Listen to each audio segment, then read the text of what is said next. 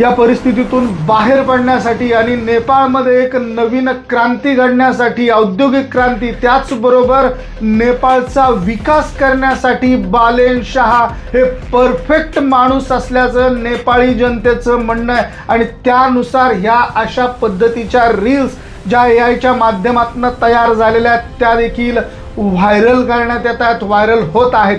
तर मंडळी, या संपूर्ण प्रकरणाची मुख्य कारणं काय काय आहेत ती आपण या व्हिडिओच्या माध्यमातून पाहतो आहोत। आणि याच व्हिडिओच्या माध्यमातून आपल्याला लक्षात घेता येण्यासारखं आहे की जे भ्रष्टाचाराचे आरोप जुन्या सरकारमधल्या मंत्र्यांवरती, अधिकाऱ्यांवरती करण्यात आलेले होते, त्यांना आता जेरबंद करण्याची सुरुवात ही नेपाळमध्ये झालेली आहे। आणि ती झाल्याच्या नंतर येथील शिक्षण व्यवस्था, आरोग्य व्यवस्था, त्याचबरोबर इतर सार्वजनिक व्यवस्थांवरती कशा पद्धतीचा परिणाम हा बघायला मिळतो आहे, त्या अनुषंगाने अशा ह्या रील्स सध्या सोशल मीडियामध्ये मोठ्या प्रमाणात व्हायरल होतात। तर मंडळी, अशा पद्धतीनं सध्या केपी यांना अटक करण्यात आलेली आहे। तसेच बालेन शाह जे नवीन पंतप्रधान आहेत नेपाळचे आणि जेन झीचे ते नेपाळचे मुख्य